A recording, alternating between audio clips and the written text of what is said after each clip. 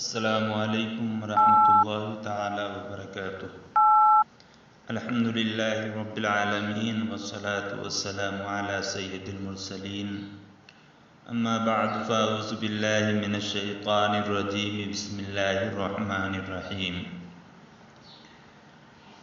ذالک الکتاب لا ریب فیہ، صدق اللہ مولانا العظیم وصدق رسولہ النبی الکریم، وَنَحْنُ عَلَى ذَلِكَ لَمِنَ الشَّاهِدِينَ وَالشَّاكِرِينَ وَالْحَمْدُ لِلَّهِ رَبِّ الْعَالَمِينَ۔ آئیے انتہائی احترام و عقیدت کے ساتھ اپنے آقا و مولا حضور پر نور شافع یوم النشور صلی اللہ تعالی علیہ وسلم کی بارگاہ مقدس میں درود و سلام کا نذرانہ پیش کر لیں۔ اللہم صلی علی سیدنا و مولانا محمد بارک وسلم، صلو علیہ صلاۃ و سلام علیک یا رسول اللہ صلی اللہ تعالی علیہ وسلم۔ برادران اسلام،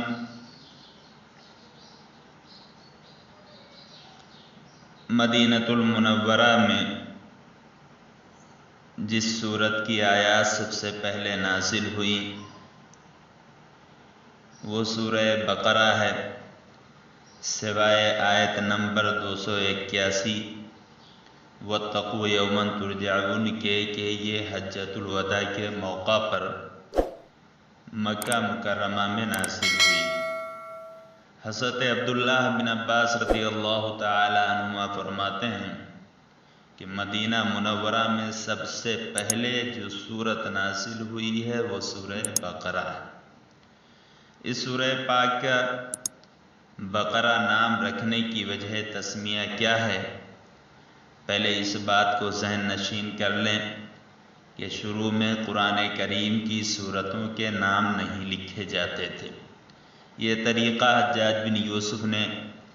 ایجاد کیا، چونکہ عربی میں گائے کو بقرہ کہتے ہیں، اور اس سورت کے 8ویں اور 9ویں رکوع کی آیت نمبر 67 تا 73 میں بنی اسرائیل کی ایک گائے کا واقعہ بیان کیا گیا ہے۔ اس کی مناسبت سے اسے سورہ بقرہ کہتے ہیں۔ سورہ بقرہ کے فضائل کے حوالے سے احادیث میں بہت ساری روایتیں مذکور ہیں، ان میں سے چند فضائل یہ ہیں جو میں آپ کے سامنے بیان کر رہا ہوں۔ مسلم شریف میں حضرت ابو امامہ باہلی رضی اللہ تعالی عنہ سے روایت ہے، نبی کریم صلی اللہ تعالی علیہ وسلم نے ارشاد فرمایا، قرآن پاک کی تلاوت کیا کرو، کیونکہ وہ قیامت کے دن اپنی تلاوت کرنے والوں کی شفاعت کرے گا۔ اور دو روشن صورتیں یعنی سورہ بقرہ اور سورہ آل عمران پڑھا کرو، کیونکہ یہ دونوں قیامت کے دن اس طرح آئیں گے جس طرح دو بادل ہوں، یا دو سائبان ہوں، یا دو اڑتے ہوئے پرندوں کی قطاریں ہوں۔ اور یہ دونوں صورتیں اپنے پڑھنے والوں کی شفاعت کریں گی۔ سورہ بقرہ پڑھا کرو، کیونکہ اس کو پڑھتے رہنے میں برکت ہے، اور نہ پڑھنے میں ثواب سے محروم رہ جانے پر حسرت ہے، اور جادوگر اس کا مقابلہ کرنے کی طاقت نہیں رکھتے۔ مسلم شریف ہی میں حضرت ابو ہریرہ رضی اللہ تعالی عنہ سے یہ روایت ہے، حضور پر نور صلی اللہ تعالی علیہ وسلم نے ارشاد فرمایا، اپنے گھروں کو قبرستان نہ بناؤ، یعنی اپنے گھروں میں عبادت کیا کرو، اور شیطان اس گھر سے بھاگتا ہے جس میں سورہ بقرہ کی تلاوت کی جاتی ہے۔ بخاری شریف میں حضرت ابو مسعود رضی اللہ تعالی عنہ سے روایت ہے، سرکار دو عالم صلی اللہ تعالی علیہ وسلم نے ارشاد فرمایا، جو شخص رات کو سورہ بقرہ کی آخری 2 آیتیں پڑھ لے گا تو وہ اسے ناگہانی مصائب سے کافی ہوں گی۔ ترمذی شریف میں حضرت ابو ہریرہ رضی اللہ تعالیٰ عنہ سے روایت ہے، حضور اقدس صلی اللہ تعالیٰ علیہ وسلم نے ارشاد فرمایا، ہر چیز کی ایک بلندی ہے اور قرآن کی بلندی سورہ بقرہ ہے۔ اس میں ایک آیت ہے جو قرآن کی تمام آیتوں کی سردار ہے اور وہ آیت آیت الکرسی ہے۔ شعب الایمان میں حضرت سہل بن سعد ساعدی رضی اللہ تعالیٰ عنہ سے روایت ہے، حضور نبی اکرم صلی اللہ تعالیٰ علیہ وسلم نے ارشاد فرمایا، جس نے دن کے وقت اپنے گھر میں سورہ بقرہ کی تلاوت کی تو 3 دن تک شیطان اس کے گھر کے قریب نہیں آئے گا، اور جس نے رات کے وقت اپنے گھر میں سورہ بقرہ کی تلاوت کی تو 3 راتیں اس گھر میں شیطان داخل نہ ہوگا۔ بیہقی شریف میں حضرت مغیرہ رضی اللہ تعالیٰ عنہ سے روایت ہے، حضور نبی اکرم صلی اللہ علیہ وسلم نے ارشاد فرمایا، جو شخص سوتے وقت سورہ بقرہ کی 10 آیتیں پڑھے گا قرآن شریف کو کبھی نہ بھولے گا۔ وہ آیتیں یہ ہیں، 4 آیتیں اول کی اور آیت الکرسی اور 2 اس کے بعد کی اور 3 آخری سورت کی۔ طبرانی شریف میں حضرت عبداللہ بن عمر رضی اللہ تعالی عنہما سے روایت ہے کہ حضور اکرم صلی اللہ تعالی علیہ وسلم نے ارشاد فرمایا کہ میت کو دفن کر کے قبر کے سرہانے سورہ بقرہ کے اول کی آیتیں اور پاؤں کی طرف آخری آیتیں پڑھو۔ صحیح مسلم شریف میں حضرت نواس بن سمعان رضی اللہ تعالیٰ عنہ بیان کرتے ہیں کہ حضور نبی اکرم صلی اللہ تعالیٰ علیہ وسلم نے ارشاد فرمایا، قیامت کے دن قرآن مجید اور اس پر عمل کرنے والوں کو لایا جائے گا، ان کے آگے سورہ بقرہ اور سورہ آل عمران ہوں گی۔ حضور نبی اکرم صلی اللہ تعالیٰ علیہ وسلم نے ان صورتوں کی 3 مثالیں بیان فرمائیں جن کو میں آج تک نہیں بھولا۔ وہ ایسی ہیں جیسے 2 بادل ہوں یا 2 سیاہ سائبان ہوں جن کے درمیان روشنی ہو، یا سب باندھے ہوئے 2 پرندوں کی قطاریں ہوں، وہ اپنے پڑھنے والوں کی وکالت کریں گی۔ سورہ بقرہ کے مضامین کا مختصر خلاصہ پیش ہے، سماعت فرمائیں۔ حضرت امام ابن العربی رحمہ اللہ الباری فرماتے ہیں کہ اس سورۃ البقرہ میں 1000 اوامر، 1000 نواہی، 1000 احکام اور 1000 خبریں ہیں۔ اس کے اخذ میں برکت اور ترک میں حسرت ہے۔ یہ قرآن پاک کی سب سے بڑی سورت ہے۔ سورۃ البقرہ کی 2 آیت میں یہ بتایا گیا کہ اگر قرآن کی حقانیت کے دلائل پر کوئی ٹھنڈے دل سے غور کرے تو اس پر عیاں ہوگا کہ اس کتاب میں شک و شبہ کی کوئی گنجائش نہیں ہے۔ کفار و مشرکین مکہ قرآن کے کلام اللہ ہونے کا انکار کرتے تھے اور یہ کہتے تھے کہ یہ نبی کریم صلی اللہ علیہ وسلم کا اپنا بنایا ہوا کلام ہے۔ چنانچہ سورہ بقرہ کی آیات 22 اور 23 میں ایسے تمام معاندین اور منکرین کو چیلنج کیا گیا کہ اگر تمہیں قرآن کے کلام اللہ ہونے میں شک ہے، تمہیں اپنی فصاحت و بلاغت پر بڑا ناز ہے، تو تم سب مل کر اس جیسا کلام بنا کر لے آؤ۔ اور تاریخ میں ایسا کوئی حوالہ نہیں ہے کہ قرآن کے اس چیلنج کو قبول کیا گیا ہو۔ آیت نمبر 3 تا 5 میں مومنین کی صفات: ایمان بالغیب، اقامت صلاۃ، انفاق فی سبیل اللہ، کتب الہیہ پر ایمان اور آخرت پر ایمان کا ذکر ہے۔ آیت نمبر 5 اور 6 میں ان لوگوں کا ذکر ہے جن کا کفر ظاہر و عیاں ہے اور وہ اپنی سرکشی میں اس حد تک آگے جا چکے ہیں کہ اب ان کا ہدایت پانا عملاً ناممکن ہے۔ ان کی سرکشی اس حد تک پہنچ چکی ہے کہ ان کے دل و دماغ قبول حق کی صلاحیت سے محروم ہو چکے اور ان پر ابدی شقاوت اور بدبختی کی مہر لگ چکی ہے۔ آیت نمبر 8 تا 20 میں منافقین کا ذکر ہے۔ یہ انسانیت کا وہ طبقہ ہے جن کے ظاہر و باطن میں تضاد ہے، دنیاوی مفاد کے لیے ایمان کا دعویٰ کرتے ہیں لیکن دل ایمان سے خالی ہیں۔ آیت نمبر 21 اور 22 میں توحید کی دعوت اور شرک سے باز رہنے کا حکم دیا گیا ہے۔ اللہ تعالیٰ کی مختلف نعمتوں کا ذکر کر کے بتایا گیا کہ نعمتیں عطا کرنے والی ذات اللہ تعالیٰ کی ہے، وہی حیات دینے والا ہے اور وہی موت دینے والا ہے، اور آخر کار سب کو اسی کی عدالت میں جانا ہے۔ آیت نمبر 30 تا 39 میں ہے کہ فرشتوں کے سامنے اللہ تعالیٰ نے اعلان فرمایا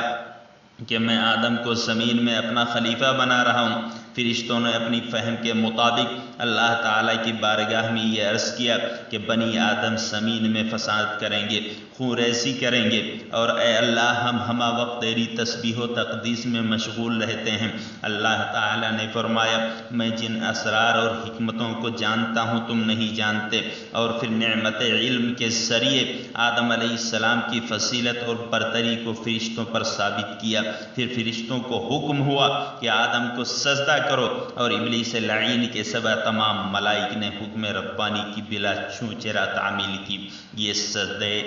سجدہ عبادت کا نہیں تھا بلکہ سجدہ تعظیمی تھا۔ پھر آدم و حوا علیہم السلام کے جنت میں داخل کرنے اور وہاں ان کے لیے اللہ تعالیٰ کی تمام نعمتوں سے استفادے کی اجازت کے ساتھ ساتھ ایک درخت کے قریب نہ جانے کی پابندی کا ذکر ہے۔ اسی کے ساتھ ابلیس لعین کے آدم علیہ السلام کو سجدہ نہ کرنے، حضرت آدم و حوا علیہم السلام کو بہکانے اور جنت سے نکالے جانے کا ذکر ہے، اور پھر آدم علیہ السلام کو توبہ کے کلمات القاء کیے جانے، ان کلمات سے ان کی توبہ اور توبہ کی قبولیت کا ذکر ہے۔ یہ کلمات توبہ سورہ اعراف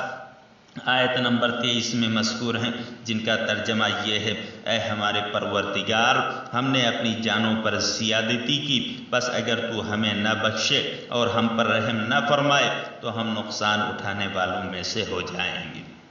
اس کے بعد متعدد آیات میں بنی اسرائیل اور ان کی طرح طرح کی عہد شکنیوں، ان پر مختلف انعامات اور ان کی سرکشی کے مختلف انداز بیان کیے گئے ہیں۔ پہلے تو اللہ تعالیٰ نے ان پر نازل کی گئی اپنی کئی نعمتوں کا ذکر فرمایا، جو یہ ہیں فرعون اور فرعونیوں کے تسلط اور نسل کشی سے نجات دلانا، ان کے لیے سمندر کو پاٹ کر وادی سینا میں پہنچانا، وادی سینا میں ان پر طویل عرصے تک بادلوں کا سایہ فگن ہونا، منہ و سلوہ کی صورت میں تیار خانے نعمت کا نازل کرنا، چٹان پر عصائے موسیٰ کی ضرب سے 12 قبیلوں کے لیے 12 چشموں کا جاری ہونا، گائے ذبح کر کے اس کے مقتول پر لمس سے قاتل کا پتہ چلانا، ان کو اپنے عہد کے لوگوں پر فضیلت دینا، بنی اسرائیل میں بکثرت انبیاء کرام کی بعثت وغیرہ۔ پھر اس کے بعد ان کی سرکشی کا تفصیلی بیان ہوا، جس کی تفصیل یہ ہے اللہ تعالیٰ سے کیے ہوئے عہد و پیمان کو توڑنا، ان کے علماء کے قول و فعل کا تضاد، دنیاوی مال کی لالچ میں بااثر لوگوں کے لیے احکام الہی میں رد و بدل کرنا یا احکام الہی کو جان بوجھ کر چھپانا۔ موسیٰ علیہ السلام کو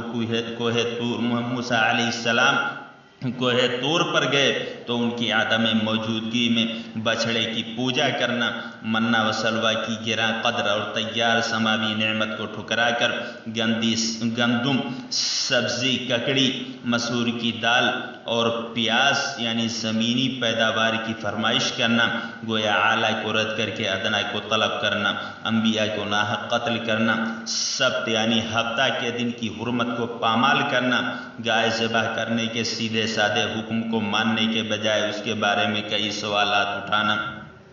کلام الہی میں لفظی و معنوی تحریف یعنی رد و بدل کرنا، تورات و انجیل میں سیدنا محمد رسول اللہ صلی اللہ علیہ وسلم کے بارے میں بیان کی گئی بشارتوں کو چھپانا، شوہر اور بیوی میں تفریق کے لیے جادو سیکھنا اور اس کا استعمال اشارات و کنایات اور لفظی رد و بدل کے ذریعے رسول اللہ کی صلی اللہ تعالیٰ علیہ وسلم کی شان میں اہانت کرنا وغیرہ۔ چنانچہ آیت نمبر 104 میں واضح ارشاد ہوا کہ اے اہل ایمان، جب تمہیں نبی کی کوئی بات سمجھ میں نہ آئے تو دوبارہ بیان کے لیے راعینا یعنی ہماری رعایت کیجیے نہ کہو، کیونکہ اسے یہود اور منافقین اہانت کے معنی میں بھی استعمال کرتے ہیں، لہٰذا یوں کہو کہ یا رسول اللہ ہم پر توجہ فرمائیں۔ اور اس سے بھی زیادہ ادب کا تقاضا یہ ہے کہ پہلے نبی کی بات کو خوب توجہ سے سنو، یعنی مومنوں کو رسول کریم صلی اللہ علیہ وسلم کی شان میں ایسا کلمہ استعمال کرنے کی اجازت نہیں ہے جس کو کوئی بد فطرت شخص اشارتاً کنایتاً یا صراحتاً اہانت کے معنی میں استعمال کر سکتا ہو۔ پھر بتایا گیا کہ بچھڑے کی پرستش کے جرم کی توبہ اس طرح قبول ہوئی کہ ان پر اندھیرا مسلط کر دیا گیا اور ہزاروں کی تعداد میں انہوں نے اپنے ہاتھوں سے ایک دوسرے کو قتل کیا، ان کی صورتوں کو مسخ کر کے انہیں ذلیل و حقیر بندر کی شکل دے دی گئی اور پھر وہ موت سے ہمکنار ہوئے۔ بنی اسرائیل جبریل امین علیہ السلام سے اس لیے عداوت رکھتے تھے کہ ان کے ذریعے بنی اسرائیل پر اللہ کا عذاب نازل ہوا، تو اللہ تعالیٰ نے فرمایا کہ جبریل و میکائیل اللہ تعالیٰ ہی کے احکام کو نازل کرتے ہیں، پس جو ان کا دشمن ہے وہ اللہ کا دشمن ہے۔ یعنی بنی اسرائیل کی اس خوش فہمی کو بھی رد کیا گیا کہ وہ کسی استحقاق کے بغیر اللہ تعالیٰ کے محبوب ہیں، اور آخرت و جنت پر یہود و نصارہ کا اجارہ ہے۔ اہل ایمان کو یہ بتایا گیا کہ جب تک تم یہود و نصارہ کی خواہشات کی پیروی نہ کر لو وہ تم سے راضی نہیں ہو سکتے۔ سورہ بقرہ کی آیت نمبر 123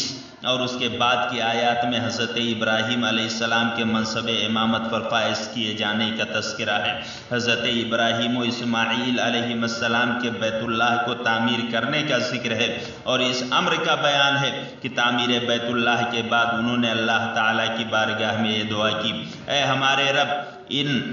اہل مکہ میں انہی میں ایک عظیم رسول کو مبعوث فرما جو ان لوگوں پر تیری آیات کی تلاوت کرے اور ان کو کتاب و حکمت کی تعلیم دے اور ان کے نفوس کی اصلاح کرے۔ اس لیے رسول کریم صلی اللہ تعالیٰ علیہ وسلم فرماتے تھے کہ میں حضرت عیسیٰ کی بشارت اور حضرت ابراہیم کی دعا کا ثمر یعنی نتیجہ ہوں۔ اس کے بعد اس صورت میں اولاد ابراہیم حضرت اسماعیل، حضرت اسحاق، حضرت یعقوب اور ان کی اولاد حضرت موسیٰ و عیسیٰ اور اجمالی طور پر دیگر انبیاء کرام علیہم السلام کا ذکر ہے، اور یہ بھی کہ اہل ایمان سب انبیاء پر ایمان لاتے ہیں، اہل ایمان سب انبیاء پر ایمان لاتے ہیں اور ایمان کے لانے میں رسولوں کے درمیان کوئی تفریق نہیں کرتے، اور یہ بھی کہ حضرت ابراہیم، اسماعیل، اسحاق، یعقوب اور ان کی اولاد یہود و نصرانی نہیں تھے، بلکہ سب کے سب ایک ہی دین اسلام کے علم بردار اور دائی تھے۔ چنانچہ ان میں سے اگر کوئی تورات میں بیان کی گئی نبی آخر الزماں علیہ السلام کی علامات کو بیان کرتا تو یہود اس سے کہتے، کیا تم ان مسلمانوں کو وہ حق باتیں بتا دیتے ہو جو اللہ نے تم پر عطا کی ہے؟ سورہ بقرہ کی ان آیات میں یہ حقیقت بھی بیان کر دی گئی کہ وہ اس بعثت مصطفیٰ صلی اللہ تعالیٰ علیہ وسلم سے پہلے اس نبی صلی اللہ تعالیٰ علیہ وسلم کے وسیلے سے کفار کے خلاف فتح کی دعا کرتے تھے، اور جب وہ ان کے پاس آ گئے جن کو وہ پہچان چکے تھے تو انہوں نے ان کے ساتھ کفر کیا۔ یہ سورہ بقرہ پہلے پارے کا تفسیری خلاصہ ہے۔ اللہ تبارک و تعالی ہمیں سننے، سمجھنے اور اسے دوسروں تک منتقل کرنے کی توفیق رفیق عطا فرمائے۔ السلام علیکم ورحمۃ اللہ تعالی وبرکاتہ۔